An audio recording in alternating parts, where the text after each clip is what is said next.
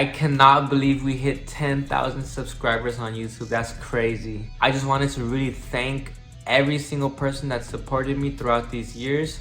My friends, my family, all of my viewers, all of my supporters. Whether you've been with me for the past month or whether you've been with me since I started in 2019. I just really appreciate you being on this journey with me. And I'm making this video to say thanks. For those of you that don't know, my name is Unharmed. I am a music producer and a guitarist.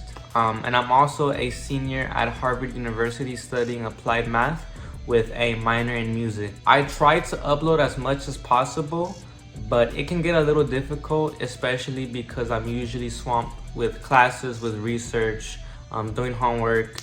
I'm originally from Los Angeles, California. So I kind of travel back and forth between LA and Cambridge, Massachusetts. And it can get a little hard to stay consistent with my content. But either way, I appreciate you all for really tuning in to my content that I create and supporting me, leaving nice comments, reaching out to me on Instagram. It's just a really good feeling to know that there's people that actually listen to your music, whether it's my remixes or my original music. For my 10,000 subscribers special, I wanted to do a video talking about my setup. That means what type of guitars do I play, what type of gear, amps, virtual effects do I have, kind of go over how I record my music, and just talk about gear. If you came to this video just to see my setup, please skip to this timestamp. If you want to stay, I'm gonna talk a little bit about my journey with music, just kind of talk about myself a bit more so that you get to know who I am and how I got into music. But basically, I first started playing guitar about 9 years ago when my mom bought me my first electric guitar and my amp for my 13th birthday. So shout out my mom for being a part of that first step of my exposure to music and guitar. But the first type of music that I really started playing and getting into was punk and metal music, which still greatly influences the music that I play today. You know, I blend rap with like heavy metal guitar, and I still listen to metal like every day. I consider myself like a pretty big metalhead, but I actually got into that type of music through my aunts and her husband at the time, my uncle, because whenever I would visit their house, they lived across the street from me, they'd always be playing the classics like Black Sabbath, Metallica, Guttermouth, Bad Religion, like a bunch of random punk and metal bands. But shout out my aunt and uncle for putting me on some good music. And especially shout out my aunt for being one of the most encouraging people that I've had in my life. She really encouraged me to continue playing music and continue playing what I love. So for sure, shout out my aunt. My uncle was also in a local thrash metal band in the south central region of Los Angeles. When I was growing up, I grew up in the neighborhood of Watts in South LA. So we were kind of close to like that DIY backyard punk and metal scene of South LA and East LA. I wasn't in that scene personally because I was too young to like go to shows and stuff, but my uncle played in a band, so he was very tapped in with that scene. So because of that, my aunts told my uncle like, hey, like bring a guitarist around so he could start teaching Brian, my name is Brian, start teaching me guitar and I can get into it. So he was like, bet. And he got a guy named David who was a beast on guitar. He was into all types of music, not just metal and punk. He really liked all types of music, but he said yeah, and he started being my guitar instructor and he started teaching me lessons. That was kind of the first exposure to guitar that I had, because he would try to teach me like Iron Maiden songs, Black Sabbath songs, and that's why I really got into guitar and that type of music. So shout out David for showing me my favorite guitarist, Jason Becker, for showing me a bunch of good music too, and for being another important step in my journey with guitar. Then fast forward a few years to when the PS4 was gonna be released. Can't remember, that was in 2014 or 2013. But basically my mom told me like, yeah, I'll get you a PS4 if you start playing guitar in the church. And I was like, yeah, sure. I mean, I wanted a PS4 like really bad, so I was down to do whatever. So I started taking guitar lessons and having little performances at my church. And my guitar instructor, his name was Mark. He was an amazing jazz musician. He played piano at my church, and he started teaching me like more of the fundamentals of music theory, like showing me how chords are formed, what scales are, like a bunch of cool stuff that has really also helped me with my own composition process, because that was my first exposure to like music theory and music composition skills, and I still use them today. So shout out Mark and shout out David, because you guys taught me a lot, and you guys were some of the first people in my life that taught me music, and I still use ideas that you two have taught me today. I just wanted to share that because in many ways, I've been lucky enough to have that support system. I've had people in my life, some people that I still talk to and some people that I don't anymore, that have encouraged me in a very positive way to continue music, to pursue music, even if it's just as a hobby. That includes you guys. Like, you guys really leave nice comments on my videos. I get DMs from some of you of like you guys showing me videos of you guys playing some of the tabs that I tabbed out. It's just such a good feeling to know people are actually using my material and liking it and learning themselves, because I'm a pretty big advocate for using music and guitar as a way to self-express. Now, it doesn't have to be music or guitar for everybody. There's many different ways that you can self-express. But I think it's so important because throughout my life, there has also been people that can be very negative and be very judgmental about the things that you care about. And it's very hard to not let that get to you, especially when you're growing up. You shouldn't have to hide a part of your identity or a part of yourself that you really enjoy. Like, do what you love, and that's really gonna be what benefits you and what you remember in the long run. But with that being said, I just wanted to end it off by saying thank you all for giving me a way to share what I love with you all. I really, really love music. I love guitar. I love metal music. I love rap music. I love all kinds of music. And it's just been awesome to be able to share some of my creations, things that I consider my babies, with you all. And just thanks for even giving me a chance to do so. With that being said, I'll stop talking. I hope I didn't talk for too long, but we can get right into the tutorial. So to start, we're gonna talk about guitars. You've probably seen 3 guitars in my videos. Like I said, I kind of move back and forth between when I'm at Harvard attending classes and when I'm in Los Angeles in my house. But I use 3 guitars. When I'm at home, I usually use an Epiphone Les Paul Special 2 or a Jackson GS32 in my videos. When I'm in my dorm at Harvard, I usually use a Squier Stratocaster. All of my guitars have 6 strings, but there are 7 or 8 string guitars out there. I kind of want to cop a 7 or an 8 string, but we'll see, probably when I graduate. If you're interested in getting a guitar primarily to play like heavy riffs, like kind of like how I play in my video, just know that yes, the type of guitar that you have matters, but the type of effects you put on your guitar is much more important. And that comes to my next topic, which is amplifiers. So amplifiers are pretty much what you plug your guitar into to get sound. They can act as speakers, right?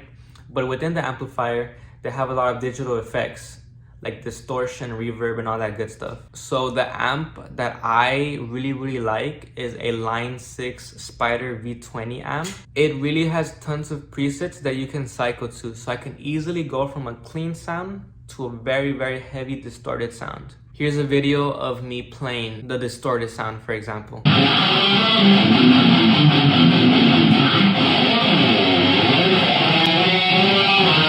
Now that we've talked a little bit about gear, about the gear that I use, I'm gonna talk about how I record on my channel and how I make my remixes. So like I said, when I'm in my dorm, I use a Squier Stratocaster, a 6 string, right?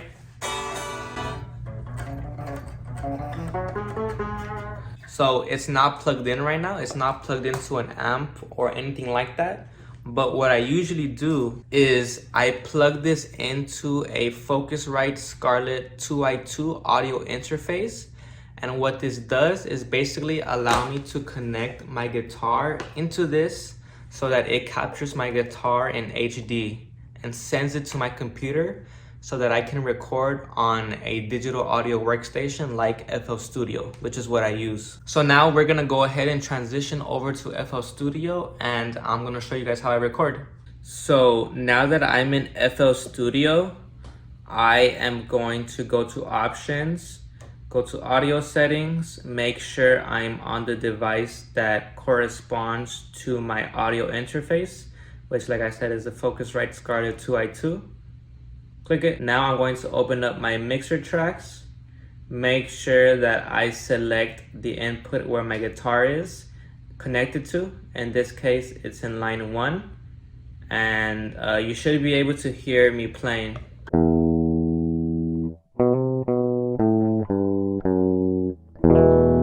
So right now I have a very clean guitar tone going on. So if we just go ahead and record something.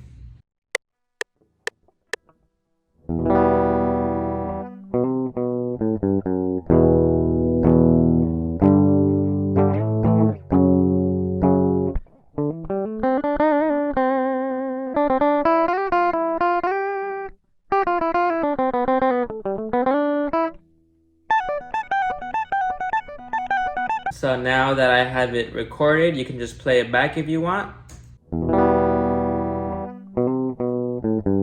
And it's all there. Now, how I get my sound is by applying distortion. So if I go back to the mixer track where my guitar is playing, I can put some effects on here, right? Like reverb.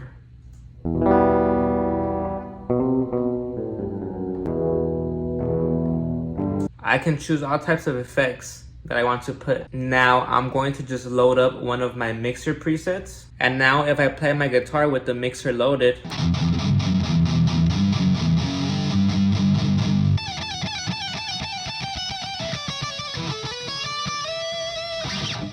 it has that heavy sound, right?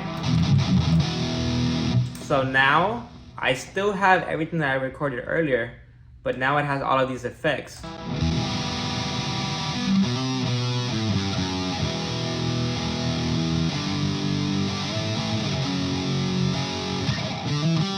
Right? And it's all there. And it's all being affected by my mixer preset.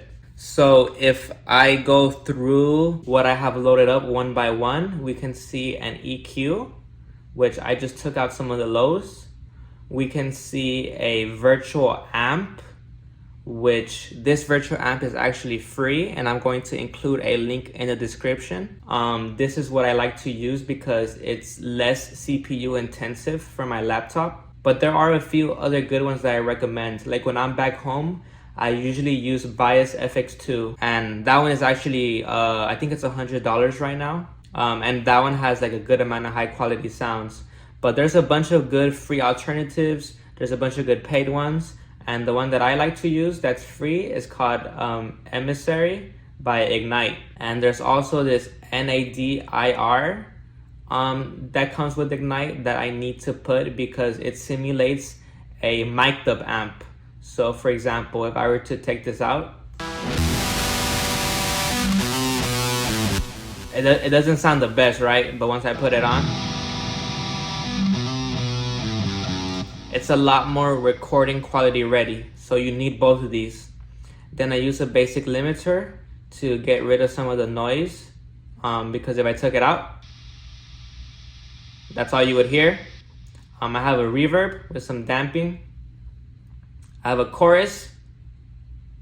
I have my Sound Goodizer compressor. And then I have a delay.